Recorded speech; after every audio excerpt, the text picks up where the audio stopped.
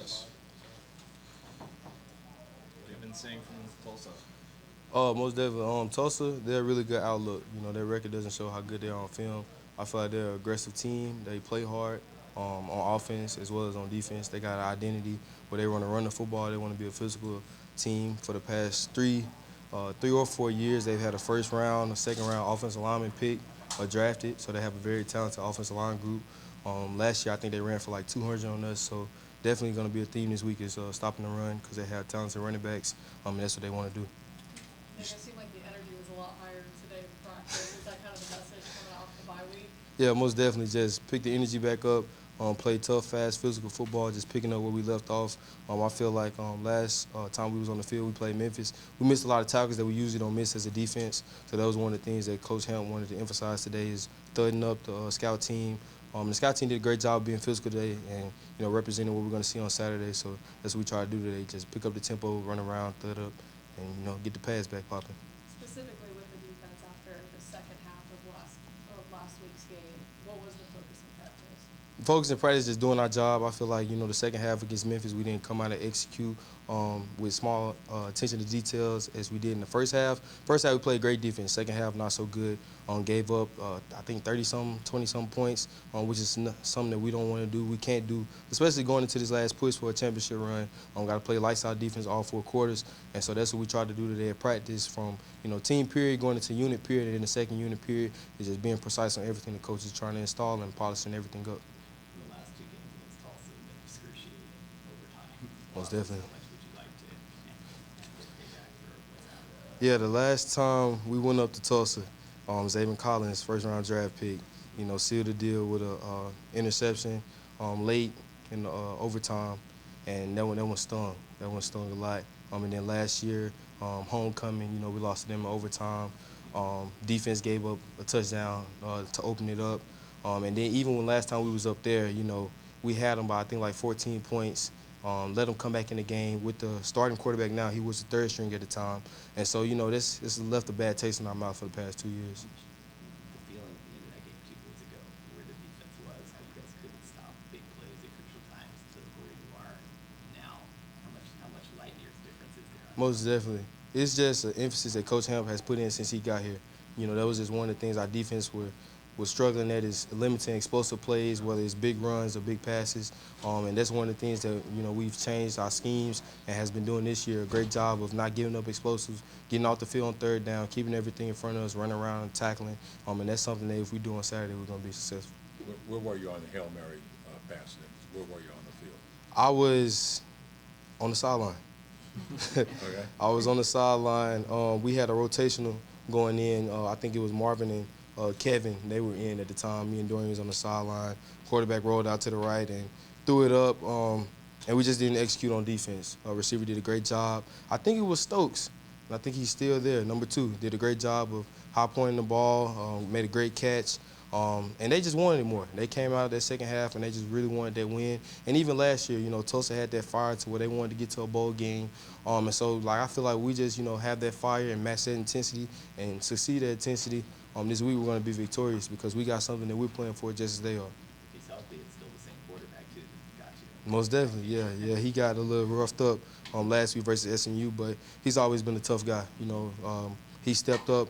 I think he was a sophomore at the time, stepped up and, was getting hit but didn't waver and came in and beat us 2 years ago. Last year we was hitting him and, he didn't go out the game. So, I expect to see him on Saturday. He's a tough kid, but we just got to play our style of defense.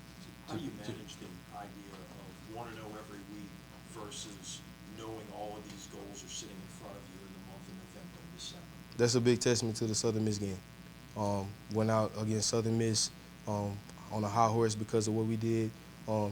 Kansas State went into that game really, not saying it, but looking forward to the conference play and overlooked the good football team that we lost. And since then, just the phrase been 1-0. Focus on each week, week by week. And so right now, everything is Tulsa. Tulsa is the championship game because Tulsa is the next opponent. And so that's what we're focused on. Speaking of the Southern Miss game, that was one of the situations where I think Tajay scored twice to start off. Y'all were up 14-0.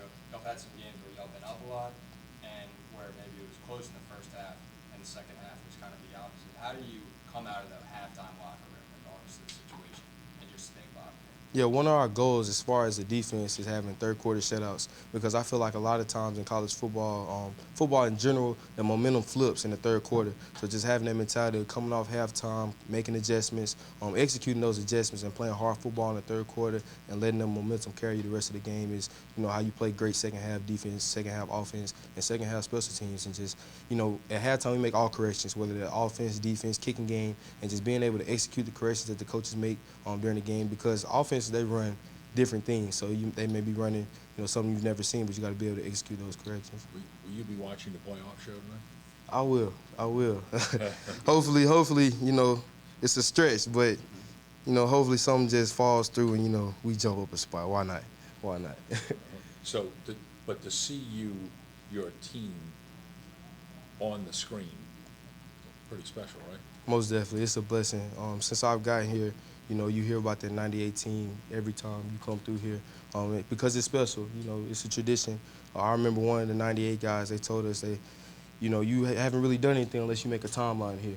You make something special to where they put it and say, okay, in 2022, this Tulane team did this. And I feel like that's the goal for this year, is to match that intensity, match that level, and make a timeline, make a record, be one of the teams that's remembered for what we did. And it's going to start, this week versus Tulsa. So the level that you guys have put at linebacker as a group, Dorian and Jesus and Vlad, those guys, just how high do you feel like it's been through the first day of games? I feel like it's been high, but I feel like, we still have a ceiling to go. We're still trying to get better. That's one of the things Coach Moose tells us every day. You haven't played your best football because you haven't played your last game yet. You always got an opportunity to come out and get 1% better every day. And it's great to just see Jesus, Corey Platt, that see those boys transition. Like, from when they first got here as freshmen to see where they are now, flying around making plays, just the reads that they see, I can only imagine how, it was with Marvin watching me and Dorian make plays because I get just as excited. Zeus had a big third down stop last week versus Memphis, dropped to his zone, came down, made the tackle, and got off the field. And I almost got a penalty. I was trying to, celebrate with him. But it's just good to see that momentum going, seeing the things that Coach Moose implements in our room just flow through them and flowing through the younger guys, and it just shows the rich tradition we have in there. Yeah, it's almost automatic. I just know that Dorian's going to fit his right gap. I know that we have a great level of understanding of each other. It's a lot of plays where we don't even have to communicate because we know, okay, I'm going to fit here, you're going to fit there, and I know he's going to make me right, I'm going to make him right. So that just comes with us just not only being best friends, but just playing together for so long. We just know each other like the back of our hand. He compliments my style of play, I compliment his, and we're a dynamic duo. Thank you, Nick. Thank you. Appreciate you, buddy.